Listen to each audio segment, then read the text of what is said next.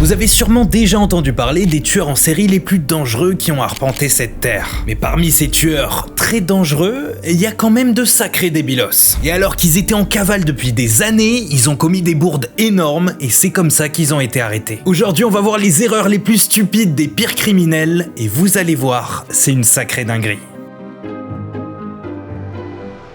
Lui, c'est Ted Bundy. Et vous le connaissez sûrement parce que c'est un des tueurs en série les plus connus du monde. C'est un Américain qui a avoué avoir tué 30 jeunes femmes entre 1974 et 1978, et il se pourrait même qu'il ait tué encore plus que ça. Pour attirer ses victimes, Ted Bundy faisait souvent croire qu'il était blessé. Ou alors, ça lui arrivait de se faire passer pour un pompier ou pour un policier. Comme ça, les gens se méfiaient pas et pouvaient faire un peu tout ce qu'il leur demandait. Il kidnappait ses victimes, les tuait, et revenait même souvent sur les lieux où il les avait enterrés pour faire des actes nécrophiles. Bref, c'est une énorme dinguerie. Donc bien évidemment, dans les années 70, Ted Bundy fait énormément parler de lui. Et en fait, ce qui fait qu'il est différent des autres, c'est qu'il était connu pour son charme, son intelligence et son apparence séduisante. En gros, tout le monde disait qu'il avait pas la tête cliché du serial killer. Et c'est ça qui lui permettait de gagner la confiance de ses victimes et d'être aussi dangereux. Bon, eh bien, il a fait quoi Ted Bundy pour se retrouver dans cette vidéo? Parce que s'il est là, c'est qu'il a fait des trucs sacrément cons. Eh bien, dans les années 70, Ted Bundy il a fait tellement de victimes que la police n'arrive pas à savoir si les meurtres de différents endroits venaient bien tous de lui. Parce que bien évidemment, Ted Bundy l'avouait pas. Hein. Alors pendant son procès, la difficulté c'était de lui donner une peine de prison qui équivaut à toutes les dingueries qu'il avait fait. Sauf que si on sait pas exactement combien de gens il a tué, bah c'est dur de lui donner une sentence qui est juste. Bon, je vous ai dit que Ted Bundy il était trop chaud, mais à un point les gars, vous imaginez pas. Pendant son procès, le mec a presque réussi à faire croire que toutes les preuves que la police avait contre lui, c'était du vent. En gros, il a commencé à dire que la police l'accusait à tort et que toutes ces preuves étaient créées de toutes pièces. Sauf que c'est là où Ted Bundy a fait une énorme erreur. Aussi fort était-il pour retourner les cerveaux des jurés, une preuve lui a été fatale. Sur une de ses victimes, les médecins légistes ont trouvé des traces de morsures au niveau des fesses. Et alors que Ted Bundy assurait qu'il avait jamais vu cette femme et que tout ça c'était un énorme complot et que lui il était innocent, il y a des spécialistes scientifiques qui disent « Mais attendez, on n'a qu'à comparer sa dentition, non ?» Et là...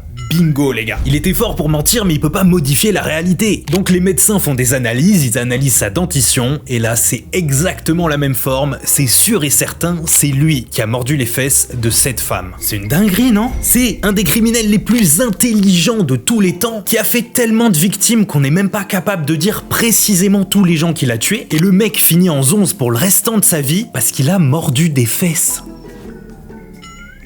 Je m'attendais à un truc un peu plus malin, ouais.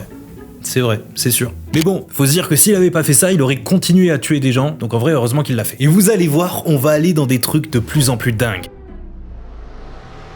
Lui, c'est James Washington, un homme de 50 ans qui purge une peine de prison de 15 ans dans la ville de Nashville parce qu'il a fait une tentative de meurtre. Sauf qu'un jour, en 2009, James Washington fait une crise cardiaque en prison. Alors c'est la panique, on appelle les secours et il y a une ambulance qui vient le chercher pour l'amener à l'hôpital. Faut savoir que dans ce genre de situation, quand un prisonnier doit aller à l'hôpital, il est obligatoirement accompagné par un des gardiens de la prison. Donc pendant que l'ambulance elle bombarde sur la route, James il est persuadé qu'il est en train de mourir et qu'il vit ses derniers instants. Et c'est là qu'il va faire un truc vraiment giga con. James il est en train de décéder et il va parler au gardien de prison qui est à côté de lui. Et il va lui dire qu'il a besoin de soulager sa conscience. Et là, James il commence à raconter au gardien: il faut que je soulage ma conscience avant de mourir. J'ai tué quelqu'un, j'ai tué une femme il y a 15 ans. Elle s'appelait Joyce Goodner et j'en ai jamais parlé à personne. Personne n'a jamais été au courant. Attention, je vous ai dit que James il était en prison, mais pour une affaire qui avait rien à voir avec ce qu'il est en train de raconter. Bon, quand il entend ça, le gardien de prison, il est choqué de fou. Mais vas-y, il dit rien, il se calme, il attend qu'on arrive à l'hôpital et que les médecins commencent à s'occuper de James.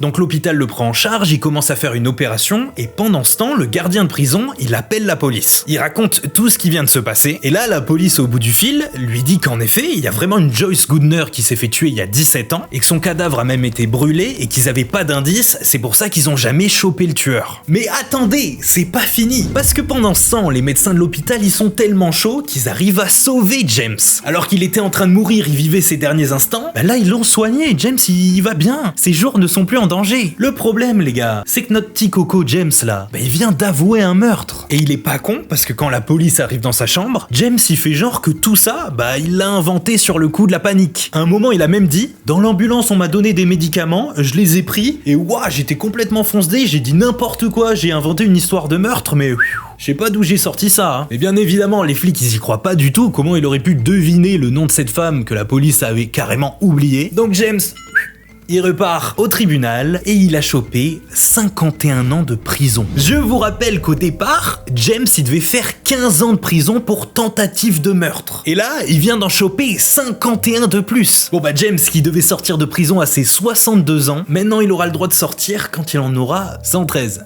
Bah il sortira pas quoi du coup. Hein.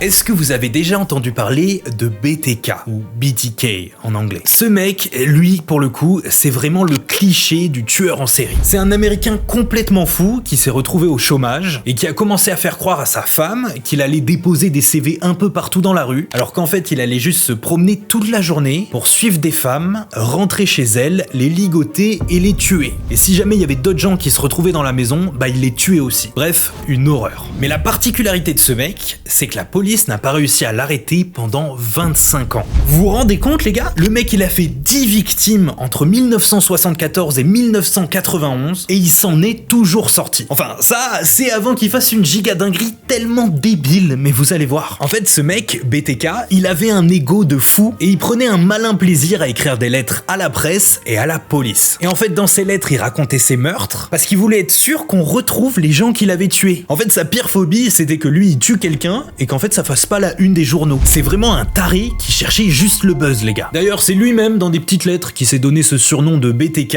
pour bind, torture et kill, ça veut dire ligoter, torturer et tuer. Bon et bien qu'est-ce qu'il a fait comme dinguerie pour se faire arrêter alors? Bon ça se passe en 2004, BTK il est vieux, il est plus du tout dans la force de l'âge, ça fait 15 ans que ses meurtres ne font plus la une des journaux et il se rend compte qu'il a plus de buzz. On dirait que je rigole mais c'est vrai les gars, regardez des reportages, c'est vraiment ça, le mec il avait trop le seum qu'on le connaisse plus. En fait il a réalisé que le temps s'était écoulé et que même des gens qui habitaient dans sa ville ne savaient pas qu'il y avait un tueur en série qui s'appelait BTK qui avait tué des gens. Alors BTK il commence à vieillir et il veut se faire un petit kiff. Il se dit attends ça se trouve là je vais mourir, on saura jamais que c'est moi. Bah c'est pas bénef. Alors il décide d'écrire une nouvelle fois à la police et aux médias et de leur balancer des infos qu'il avait gardées pour lui. Il leur envoie des lettres et des effets personnels de ses victimes pour prouver que c'est vraiment lui le tueur. Et il commence comme ça à échanger à la police et la police lui répond dans des journaux. Sauf qu'au bout d'un moment BTK il en a marre d'écrire des lettres, vas-y c'est un peu chiant. Et il leur dit hey, je vais vous envoyer des disquettes d'ordinateur, des trucs à l'ancienne. Sauf que ça se passe en 2004 et déjà moi en 2004 j'utilisais plus des disquettes. Enfin bref, le mec est vieux, ok. Le problème c'est qu'à ce moment-là, BTK il a 60 ans, donc la technologie c'est pas trop son fort. Et il envoie une disquette à la police, sauf que la disquette qu'il a envoyée, bah elle était pas vierge. Il l'avait déjà utilisée. En fait il avait déjà utilisé cette disquette pour envoyer des documents à l'église de sa ville, sauf qu'il avait supprimé ces documents en envoyant la disquette à la police. Sauf que vous le savez, quand on supprime des fichiers numériques, ils sont jamais vraiment supprimés. Donc la police, quand ils ont reçu la disquette, ils ont fait une analyse approfondie, ils ont analysé les métadonnées, tout ça, et ils ont retrouvé les éléments que BTK il pensait avoir supprimés. Ils ont notamment retrouvé un document où il y avait le nom de sa paroisse, le nom de son église, et son nom à lui, Dennis Rader. Donc ils ont débarqué chez lui pour faire une analyse ADN, et bam, ils ont trouvé que c'était le même ADN que celui qu'ils avaient déjà retrouvé sur les scènes de crime 15 ans plus tôt. Et BTK,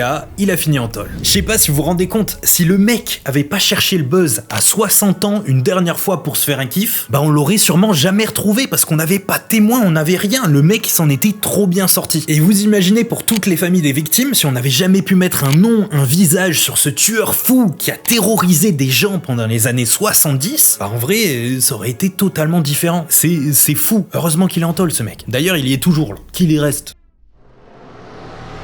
Cette histoire les gars, elle va vous fumer. Ça se passe en 2019. Cameron, c'est un dealer américain qui a pas vraiment de particularité, sauf que comme beaucoup d'américains, il kiffe être armé. Genre il a tout le temps un gun sur lui, et même chez lui, quand il est dans sa maison, il a tout le temps un gun dans la poche, au cas où on veuille l'attaquer. Bon après il est dealer, donc c'est peut-être des trucs qui se font. Sauf qu'un jour, il est chez lui, il a son petit gun dans la poche, il s'assoit sur le canapé, et bam, il y a un coup de feu qui part alors qu'il a le flingue dans sa poche. Et je sais pas du tout comment il s'est débrouillé, mais la balle, elle a traversé ses 2 testicules. Une dinguerie, les gars. Bon, du coup, Cameron, il est en PLS, il appelle une ambulance. Sauf que, comme je vous ai dit, c'est un dealer, les gars. Donc, il veut pas avoir une répute un peu naze. Il veut pas qu'on dise, attends, mais tu t'es tiré tout seul dans les couilles. C'est la honte, mec. Donc, dans la panique, il cache son pistolet avant l'arrivée de l'ambulance. Sûrement pour sortir un mytho et dire que, bah, c'est pas lui qui s'est tiré dessus, mais qu'il y a un mec qui l'a attaqué. Bon, il arrive à cacher son gun, l'ambulance arrive, il rentre à l'intérieur, on l'amène à l'hôpital et on commence à l'opérer. Bon, pour l'opérer, les médecins sont obligés de le mettre tout nu. Et le problème, c'est que pendant l'opération, les médecins d'un coup, ils sont choqués de fou parce que pendant qu'ils sont en train de l'opérer, il y a un petit pochon de bœuf qui est sorti de son anus. Quoi ? Bon, quand ils voient ça direct, les chirurgiens, ils appellent la police parce qu'ils se disent, bah, c'est quoi cette histoire ? Ça arrive pas, normalement. Les médecins finissent quand même l'opération, notre frérot, il se réveille, et là, la police arrive dans sa chambre. Et la police, ils disent qu'ils vont être obligés de le fouiller une nouvelle fois pour être sûr qu'il ait pas d'autres drogues sur lui. Eh bien, vous savez quoi, les gars ? Il en avait encore. Ils lui ont fouillé son anus et ils ont trouvé un autre sachet de bœuf. Donc bon, là, c'est finito pour Cameron. En plus, il y a une autre équipe pendant ce temps qui fouille sa voiture et ils trouvent de la drogue encore plus forte. Donc en fait, le mec, c'est un énorme dealer. Et Cameron finit en tôle. Oh là là. En fait, ce qui me tue, les gars, c'est que quand il se tire dessus, le mec, il pense d'abord à cacher le flingue, mais par contre, il pense pas à enlever les trucs qu'il a dans son... Enfin bref. D'ailleurs, maintenant, il y a des gros articles sur internet, il y a sa tête en 4K, et il y a marqué « Ce dealer s'est fait choper après s'être accidentellement tiré dans les testicules. » Franchement, il a tout raté, les gars. Je suis mort. Cette histoire, les amis, elle est tordue de ouf. Ça se passe à Paris, là où j'habite, en juin 1981. Lui, c'est Issei Sagawa. C'est un japonais qui vit à Paris parce qu'il fait ses études. Et un jour, il invite une camarade de classe dans son appartement en disant qu'il a besoin qu'elle l'aide pour un travail d'école. Sauf que quand sa pote arrive, Issei Sagawa, en fait, il voulait pas travailler. Il a pris un fusil, il lui a tiré dessus, il l'a tuée avant de commencer à la découper en morceaux et de manger certaines parties de son corps. Voilà, c'est horrible, et encore, sachez que je vous ai pas donné tous les détails. Je peux pas les dire, sinon la vidéo elle est bannie, c'est sûr et certain. Bon, ce mec, c'est un des pires monstres sur Terre. Sauf qu'une fois qu'il a tué sa victime, Issei Sagawa, il veut se débarrasser du reste du corps. Il a gardé des parties pour les manger plus tard, mais le problème, c'est qu'il a pas de congélateur chez lui, donc il peut pas tout garder, il est obligé de jeter une partie. Il va alors découper sa victime, la mettre dans 2 grosses valises, il va appeler un taxi, et il va aller au Bois de Boulogne, à Paris. Là, son objectif, c'est de faire disparaître le corps. Donc au milieu du Bois de Boulogne, il va trouver un vieux caddie qui traîne sur le bord de la route, donc à l'intérieur, il va mettre ses 2 valises, et il va commencer à se diriger vers le lac du Bois de Boulogne pour y jeter ses valises. Le problème, c'est qu'Issei Sagawa, il est tout petit et un petit peu fébrile, et dans une pente, il va totalement perdre le contrôle de son caddie. Genre, c'est trop lourd, ça va trop vite, il arrive plus à arrêter, le caddie dévale la pente à une vitesse de ouf, et là, énorme malchance pour le japonais, le caddie s'explose et les 2 valises tombent devant un couple qui était en train de se promener. Donc le couple, il voit ça, ils sont choqués, et ils voient qu'il y a du sang qui commence à s'écouler des valises. Et ils voient aussi qu'il y a un mec, un japonais, qui est en train de se barrer en courant. Genre, il a l'air super paniqué, le mec. Donc les témoins en sont sûrs, il y a du sang qui sort des valises, il y a un mec qui s'est barré en courant, ça c'est pas normal, il faut absolument appeler la police. Et 3 jours plus tard, grâce au chauffeur de taxi qui l'a reconnu et qui se rappelle de son adresse, la police va le retrouver, et il sera arrêté. Sachez que quand il s'est fait arrêter par la police, l'une des premières phrases qu'il leur a dit, c'est « Si j'avais un congélateur, vous ne m'auriez jamais arrêté ».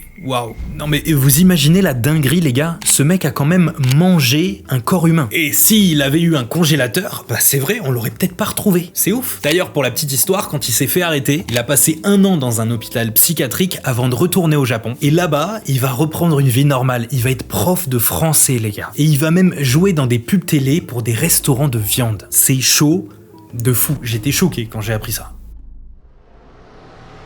Bon, on va essayer d'étendre un peu l'atmosphère, je vais vous raconter un truc un peu plus marrant. Ça se passe en 2012 en Afghanistan. L'armée américaine, qui est présente dans le pays, suspecte Mohamed Hassan, un taliban, d'être membre d'un groupe terroriste. Et d'après eux, il serait responsable de plusieurs attaques contre des Américains. Donc l'armée va lancer un avis de recherche contre ce mec, genre un peu façon One Piece, sauf que là, ils vont proposer 100 $ à toute personne qui donnerait des informations qui seraient suffisantes pour amener à l'arrestation l'arrestation de Mohamed. Et cet avis de recherche, il fait pas mal de bruit dans le pays. Et à un moment, Mohamed, il apprend qu'il est recherché par l'armée. Et en vrai, il est choqué parce qu'on a mis 100 € sur sa tête. Et pour là-bas, c'est l'équivalent de 3 mois de salaire, un peu plus de 3000 €. Donc Mohamed, quand il voit son avis de recherche, il l'arrache, il le prend, et il décide d'aller à une des bases militaires de l'armée afghane. Et en fait, son petit jeu derrière sa tête, c'est qu'il veut se rendre lui-même, donc s'auto-arrêter, juste pour toucher les 100 balles. Donc quand il arrive dans la base militaire et qu'il dit c'est moi les gars, venez m'arrêter, les soldats ils sont choqués, ils se disent non, c'est pas possible que ça soit lui, c'est un mytho. Ils sont persuadés que c'est un fou qui dit n'importe quoi, donc ils lui font des tests biométriques, genre il devait savoir sa taille ou je sais pas trop comment ils ont fait, et là ils se rendent compte que oui, c'est vraiment lui, et que c'est pas un mytho. Du coup, les soldats afghans procèdent à son arrestation et ne lui donnent pas les 100 balles qu'il est venu chercher. Alors rassurez-vous, j'étais dans le même état que vous quand j'ai appris cette histoire. Genre je comprends pas le move du gars. Il est recherché par l'armée américaine pour 100 balles, ce qui est pas énorme, mais le gars quand il apprend ça, il se dit waouh, c'est une dinguerie, je vais aller me rendre, comme ça je vais toucher l'argent. Mais frérot, à quel moment tu t'es dit que c'était une bonne idée? À quel moment tu te dis que ça passe? Enfin, je ne comprends pas. Et j'imagine que vous non plus. Mais attendez les gars, c'est pas fini.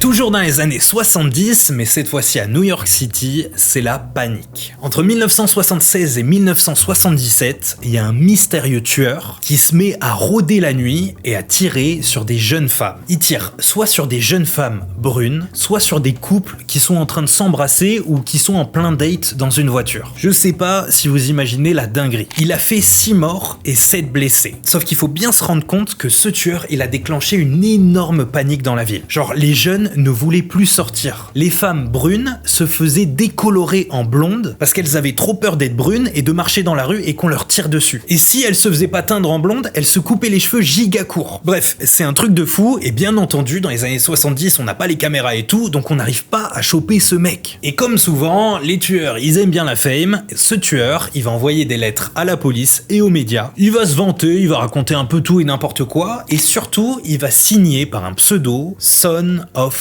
Sam, qu'on traduit en français par le fils de Sam. Et dans ses lettres, il raconte qu'il tue des jeunes femmes parce qu'il est contrôlé par une force démoniaque qui s'appelle Sam et qui doit lui obéir. Il écrit « Je suis un monstre, je suis le fils de Sam ». Bon, tout ça c'est terrifiant, je pourrais carrément faire une vidéo entière là-dessus. Mais il faut savoir que ce mec terrifiant s'est fait arrêter parce qu'il a fait un truc giga con. Alors qu'il sème la terreur dans la ville, le 31 juillet 1977, le fils de Sam va de nouveau sortir dans New York pour faire des meurtres. Il va tuer un couple de 18 et 20 ans alors qu'ils étaient en train de s'embrasser dans une voiture à Brooklyn. Mais malheureusement pour ce tueur, pour une fois, quelqu'un l'a vu. Après la fusillade, il y a une femme qui promenait son chien, qui va raconter qu'elle a vu un mec rôder, rentrer dans une voiture avec un truc dans la main. Elle pense que c'est peut-être un flingue, mais elle va aussi raconter que juste avant qu'il rentre dans sa voiture, il a pris un PV de stationnement qui était sur son pare-brise, il l'a pris et il l'a jeté sur le bord de la route et il s'est barré. Et cette info, les gars, ce ticket de stationnement, cette amende, ce PV, il va aider les flics, mais vous imaginez pas comment. La police va se mettre à chercher tous les PV de stationnement qui ont été remis dans la zone où il y a eu les meurtres. Et c'est comme ça qu'ils vont tomber sur un nom, celui de David Berkowitz, sur son adresse, sa plaque d'immatriculation, bref, ils auront tout. Ils vont aller l'interpeller à son domicile, ils vont trouver une arme dans la voiture et une lettre où il raconte les meurtres, et David va tout avouer. Bon, je vous ai raconté tout ça très rapidement parce que c'est vraiment une histoire de fou, mais dites-vous bien les gars, que si ce tueur, il s'était bien garé et qu'il avait pas pris un PV pour stationnement, on l'aurait pas retrouvé. C'est fou les gars, un tueur en série se fait arrêter parce qu'il est mal garé. Vous vous rendez compte? C'est incroyable les gars.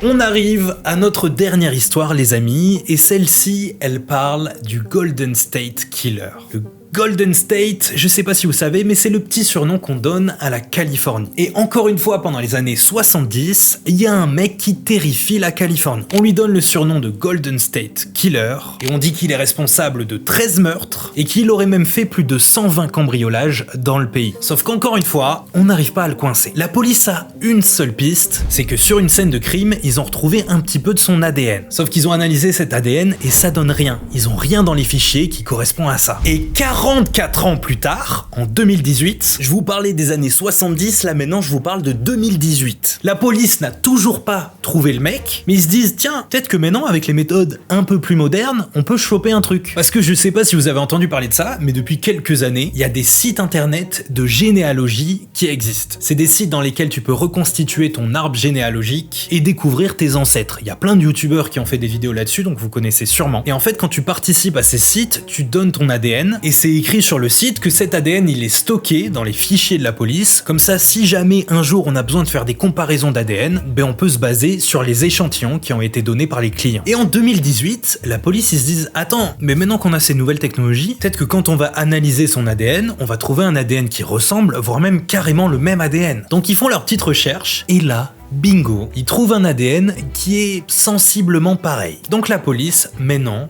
ils ont le nom d'une personne qui viendrait de la même famille que ce mystérieux tueur. Parce que c'est pas exactement le même ADN, mais presque. Et comme je vous l'ai dit, ces sites internet où tu envoies ton ADN, c'est des sites de généalogie. Donc en fait, à partir d'une personne, on a ses frères et sœurs, ses parents, ses grands-parents, on a tout. Donc là, la police, ils se disent bah bingo, on a juste à regarder des membres de sa famille qui pourraient à peu près avoir l'âge du tueur, on remonte et on va le trouver. Et c'est exactement ce qu'ils font. Et c'est comme ça qu'ils remontent jusqu'à Joseph James DeAngelo. Et ils se disent que ça pourrait grave être le tueur. Alors pour en être sûr, ils vont chez lui, ils chopent des trucs qu'il avait mis à la poubelle, genre des cotons-tiges, ils font des analyses avec son vrai ADN cette fois-ci. Et là, ils en sont sûrs, 100% c'est le même ADN. C'est lui, le Golden State Killer. Et il se fera arrêter 44 ans après avoir fait ses dingueries. C'est fou les gars. Donc ça veut dire que si quelqu'un de la famille de ce tueur n'avait pas fait un test d'ADN pour avoir son arbre généalogique, on ne l'aurait pas arrêté. C'est incroyable, non? C'est trop bien. Vive la technologie, les gars. Vive les sites ADN. Franchement, je suis choqué de tout ce que je vous ai raconté. J'espère en tout cas que cette vidéo vous aura plu. N'hésitez pas à vous abonner, les gars. Je vous dis à très vite pour de nouvelles vidéos. La vidéo qui arrive samedi, vous allez voir, c'est un banger. J'ai vécu une dinguerie. N'oubliez pas de mettre un petit like et un petit com. Et moi, je vous dis à très bientôt.